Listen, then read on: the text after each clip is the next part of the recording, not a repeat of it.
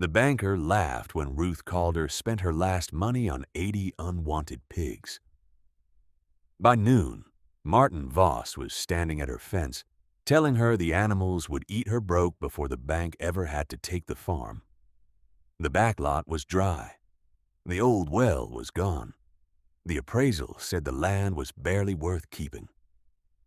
But when those pigs started tearing at the same hard patch behind the smokehouse, Ruth found the stone cap of a buried well, and the marker beneath it proved the banker had known exactly what he was trying to buy. The pigs arrived on a Thursday morning in a rusted stock trailer that sounded like it might come apart before the animals got out. They were not the kind of pigs a careful farmer bragged about buying. Some were underweight. Some were scarred from old fence cuts.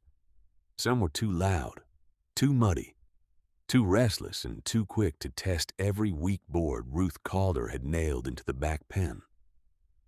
But Ruth was waiting before the trailer turned in. She wore a dark work jacket, rubber boots, and the face of a woman who had already been told no by everyone who thought no was the same as wisdom. Martin Voss arrived before the pigs were fully unloaded. That was the first thing Ruth noticed. Bankers did not usually appear at a farm gate because pigs had arrived. But Martin Voss was not only a banker, he was a man who liked to be present when pressure started working. He stepped from his clean black car wearing a dark overcoat and leather shoes that had no business near a hog pen. He looked at the pigs. Then he looked at Ruth. "You're feeding pigs on land you'll lose by summer."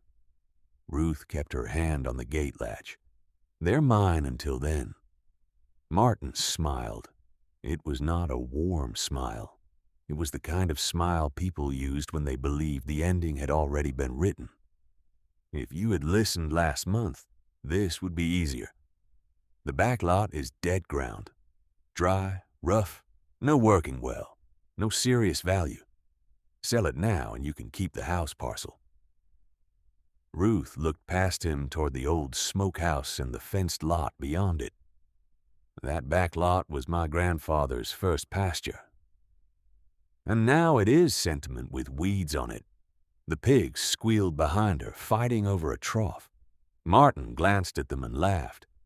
"If this is your plan, Mrs. Calder, the bank may not need to wait long. If you have ever seen someone smile while trying to take what belongs to another person, stay with Ruth's story." Because Martin Voss was not laughing at pigs. He was laughing at how close he thought he was. Calder Farms had been in Ruth's family for 74 years.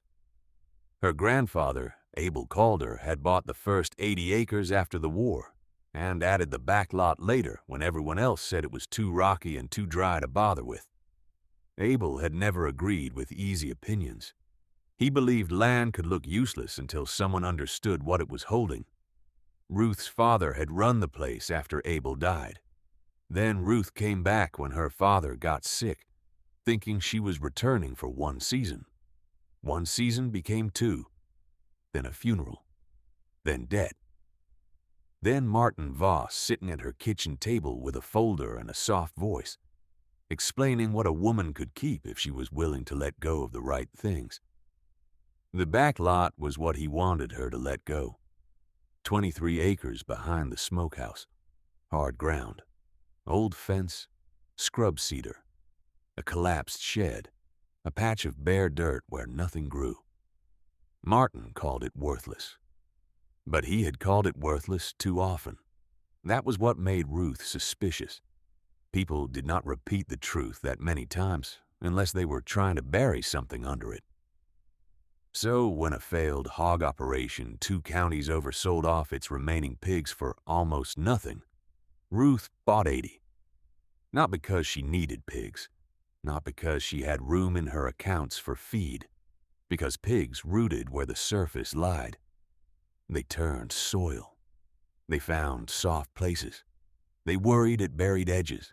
And Ruth needed something that would disturb the ground without asking the bank for permission. The first week was miserable. The pigs broke 2 rails, tipped 1 trough, and turned the back pen into a battlefield of mud. Neighbors slowed at the road. One man said Ruth had bought herself a smell before she bought herself a solution. Another said pigs were what people bought when hope had lost its mind. Martin came by again on the 6th day. He stood beside the fence with his folder under one arm. "I have a buyer willing to take the back lot quickly," he said. "Generous, considering condition." Ruth watched a red sow shove her snout under a root and tear it loose. "Who is the buyer?" Martin's smile held. "A land group. They prefer privacy until papers are signed." "Why would a private land group want worthless ground?" "For consolidation. Access. Tax reasons. There are always reasons." Ruth looked at him then. "Then they can wait." Martin's smile thinned. Banks are patient until they are not. For 10 days, the pigs rooted everywhere. They tore up weeds near the fence. They rolled in the wet places after rain. They chewed at old posts. But on the 11th morning, Ruth noticed the red sow standing behind the smokehouse at the edge of the bare patch. The sow was larger than the rest, red-brown under the mud, with one torn ear and a pale scar across her snout. She was not grazing.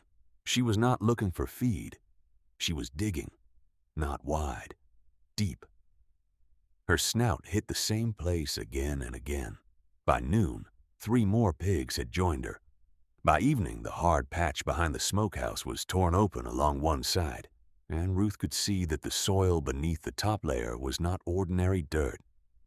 It was packed with flat stones.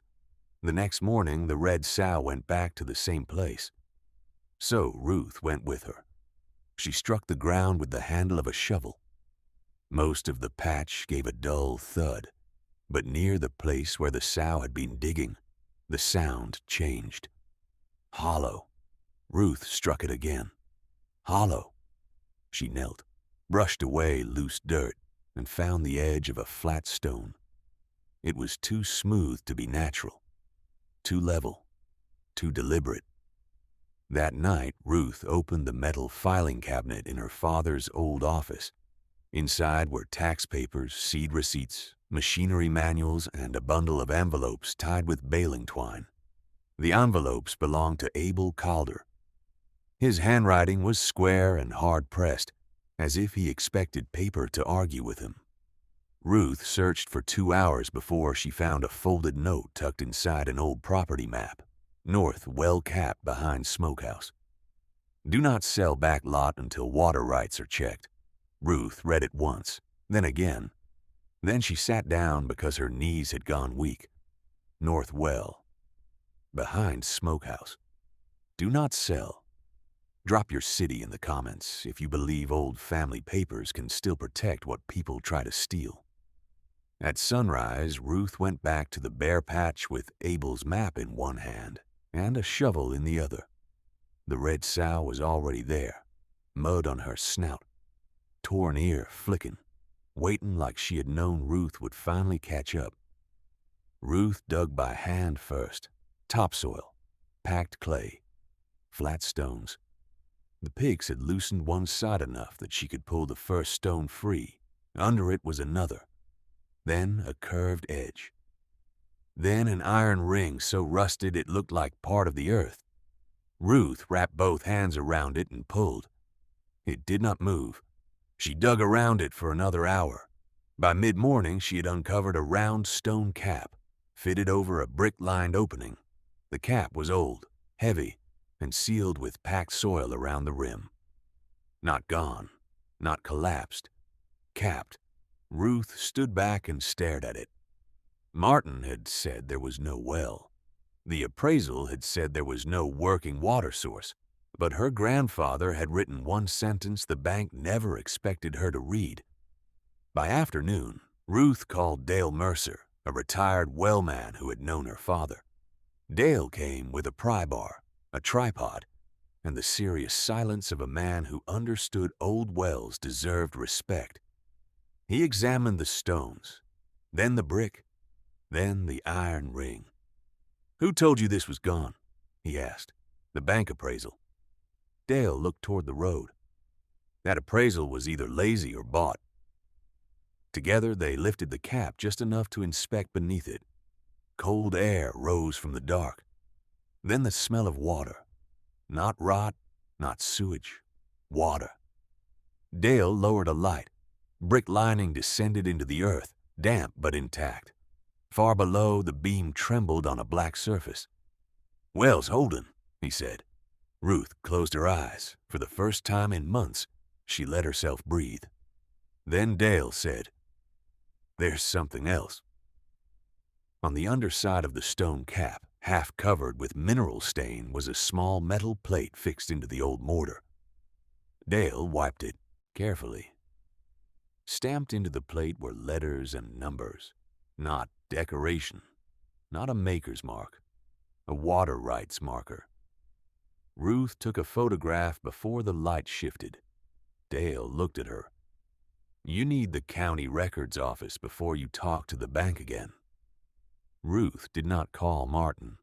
That was the first smart thing she did. The second was driving to the county records office before lunch.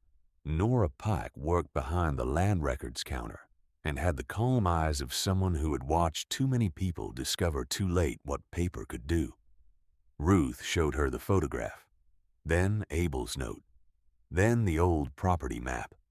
Nora did not react quickly. That made Ruth trust her. She typed the marker number into the county system. Then she stood and went to the back room. When she returned, she was carrying a file box. "The well is recorded," Nora said. Ruth gripped the counter. Still.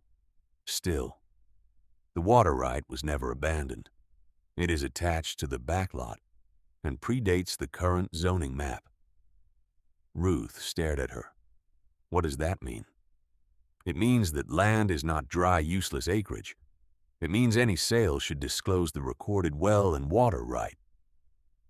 Nora opened another document, and it means Mr. Voss knew there was reason to check. Ruth went still. Nora turned the paper around. 3 weeks earlier, Martin Voss had requested a copy of an old appraisal map for the Calder backlot. The same map Abel's note had referenced. The same map that marked the cap north well behind the smokehouse. Ruth looked at Martin's signature on the request form. Her hands did not shake. That surprised her. Anger, when it gets deep enough, sometimes becomes very steady. Before Martin Voss comes back with the sale papers, subscribe for more Hollow Harvest stories where buried truth does not stay buried. Martin arrived the next afternoon with a folder thick enough to pretend kindness. Ruth let him come through the gate. She did not meet him at the house. She waited behind the smokehouse, beside the open well. The red sow stood near the stone cap, snout muddy, torn ear twitching. Nora Pike stood beside Ruth with a county file in her arms. Dale Mercer leaned against the fence, and beyond them, 3 neighbors had gathered quietly, the same ones who had laughed when the pigs arrived. Martin stopped when he saw the well. For the first time since Ruth had known him, his face moved before he controlled it. "You opened that." Ruth said nothing. Nora did. The Cap North well is recorded with the county. Active historic water right attached to the back lot. Martin adjusted his folder. That would need verification. Nora lifted the file. "It has been verified." Ruth stepped forward. "You requested the old appraisal map 3 weeks ago." Martin's eyes flicked to Nora. "That was routine. You knew there might be a well." "I knew there had once been an unconfirmed structure. You told me the land was dry. The appraisal, you called it worthless because you needed me to believe it." The neighbors behind the fence went quiet, in the way people go quiet when a room has no walls, but everyone can still hear the truth land. Martin closed his folder. "This does not erase your debt." "No," Ruth said, "but it changes what I own." Nora added, "And it changes what should have been disclosed before any pressure to sell." Martin looked at the well, then the pigs, then Ruth. His smile was gone. The buyer backed away within 48 hours. Not publicly. People like that rarely step into daylight when the paper turns against them. The bank did not forgive the debt. Banks do not become saints because they are embarrassed. But the pressure changed. The backlot could no longer be priced as dead ground. The water right gave Ruth leverage, enough to refinance, enough to keep the land together, enough to make Martin Voss stop smiling when he said her name. By late summer, Ruth repaired the well cap properly. Dale helped her set a safer cover, and Nora helped file the updated record so the well would never disappear from paper again. The pigs stayed through the season. Not all 80. Some were sold, some were traded. Some remained because a farm that has been saved by an animal learns to be careful with judgment. Ruth kept the red sow. She was not gentle. She was not pretty. She still tested fences when she was bored. But every morning she walked the same path behind the smokehouse and nosed the ground near the covered well like she was checking that the truth had not been buried again. That autumn, Ruth stood by the back fence and looked across the land Martin had tried to make small. The smokehouse leaned in the wind. The scrub cedars held their shadows. The well cover sat solid in the dirt, plain as a stone and twice as important. Her grandfather had not left her money. He had left her a warning. The pigs had not saved Ruth because they were clever. They had saved her because they did what the land had been waiting for someone to do. They dug where everyone else had been told not to look. If this story found you at the right time, share it with someone who knows the truth, can sit under dirt for years, and still rise when it is needed. Sometimes what people call worthless is only waiting for the right hands, the right records, and the one stubborn creature willing to start digging.